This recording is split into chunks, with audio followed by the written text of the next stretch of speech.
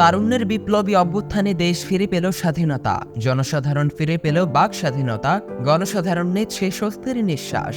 আর যাদের নেতৃত্বে দেশ আবার পুনর্জন্ম হলো তারা হলেন কোটা সংস্কার ও বৈষম্য বিরোধী ছাত্র আন্দোলনের সমন্বয়ক। আজকে তাদেরই একজন বৈষম্য বিরোধী ছাত্র আন্দোলনের সমন্বয়ক আসিফ মাহমুদের বিষয়ে জানাবো বিস্তারিত, যিনি এখন ইতিহাস গড়ে হয়েছেন অন্তর্বর্তী সরকারের সম্মানিত উপদেষ্টা।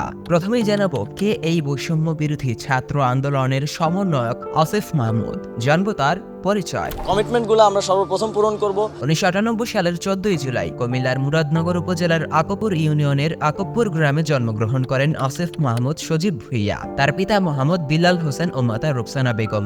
রাজধানী ঢাকার তেজগাঁও থানার নাখালপাড়া হোসেন আলী উচ্চ বিদ্যালয়ে মাধ্যমিক পাশ করেন আসিফ। এরপর এইচএসসি পাশ করেন আদমজী ক্যান্টনমেন্ট কলেজ থেকে।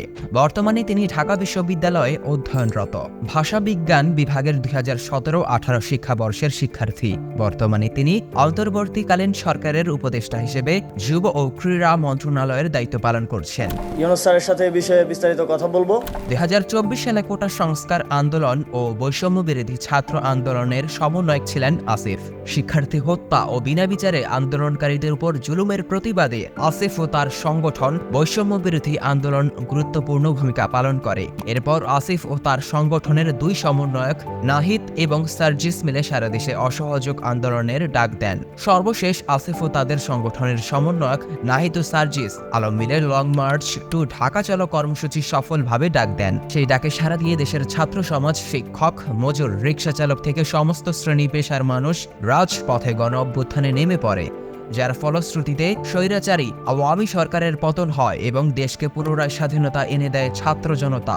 সর্বশেষ উল্লেখযোগ্য কিছু তথ্য। আসিফ মাহমুদ সজীব ভুইয়া বর্তমানে অন্তর্বর্তীকালীন সরকারের যুব ও ক্রীড়া মন্ত্রণালয়ের উপদেষ্টা। মাত্র 26 বছর বয়সে এই দায়িত্ব পালন করছেন আসিফ। তারুণ্য শক্তিই পারে দেশকে স্বপ্নের মতো করে সাজাতে। তারুণ্য শক্তির বিজয়ে বিজয় গোটা দেশের মানুষ। সম্ভাবনাময় বাংলাদেশ তারুণ্যের হাত ধরেই এগিয়ে যাবে। দেশ বিদেশের আলোচিত ব্যক্তিত্বদের ভিডিও নিয়মিত পেতে স্কিলফির সাথেই থাকুন। আর অবশ্যই সবার আগে আমাদের সব ভিডিও দেখতে স্কিলফি চ্যানেলটি এখনই সাবস্ক্রাইব করুন এবং পাশে থাকা বেল আইকনটিতে ক্লিক করতে ভুলবেন না।